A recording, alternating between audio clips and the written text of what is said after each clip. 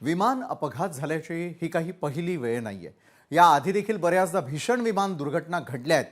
तांत्रिक बिघाड असो, वातावरणीय कारण असो की पायलटचं नियंत्रण सुटून घडलेले अपघात असो, यात प्रवाशांना नाहक आपला जीव गमवावा लागलाय आणि त्यामुळे आतापर्यंत केव्हा केव्हा भीषण विमान अपघात झाले होते आणि त्यामागची नेमकी कारणं काय होती याचा आपण आता या घडीला आढावा घेणार आहोत।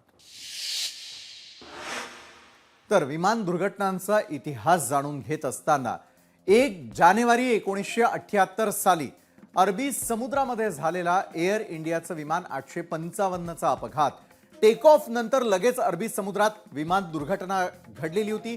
मृतांचा आकडा त्यावेळी होता 213।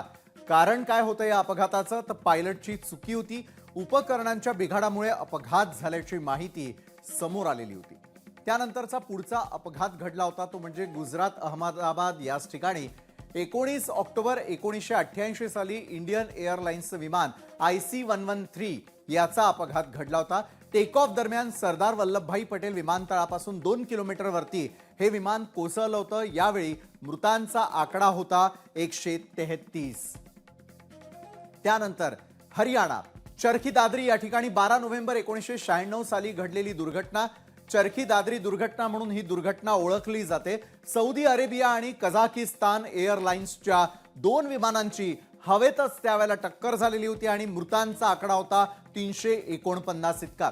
त्यानंतर बिहार पाटणा या ठिकाणी 17 जुलै 2000 ला अलायन्स एअर विमान 7412 याची दुर्घटना घडलेली होती। अलायन्स एअरचं विमान हे CD7412 लँडिंग वेळी पटना विमानतळावरती ते दुर्घटनाग्रस्त झालेलं होतं। मृतांचा आकडा होता 60। त्यामागचं मुख्य कारण होतं पायलटचं नियंत्रण सुटल्यानं हा अपघात घडलेला होता। त्यानंतर कर्नाटक बेंगळुरू या ठिकाणी झालेला अपघात 22 मे 2010 हा दिवस होता। बेंगळुरू विमान अपघात म्हणून ही घटना ओळखली जाते कारण एअर इंडिया एक्सप्रेसचं IX812 विमान लँडिंग वेळी रनवेवरून घसरून थेट दरीत कोसळलेलं होतं। मृतांचा आकडा होता 158। कारण होतं जोरदार पाऊस आणि रनवेची त्यावेळची असलेली परिस्थिती। मग 7 ऑगस्ट 2020 ला कोझिकोड विमान दुर्घटना घडली। स्थळ होतं केरळमधलं कोझिकोड। एअर इंडिया एक्सप्रेसचं विमान IX1344 लँडिंग वेळी रनवेवरून थेट घसरलं आणि मृतांचा आकडा होता 18। यामध्ये 2 पायलट्सचाही समावेश होता। त्यानंतर निश्चितच प्रश्न होता की कारण काय?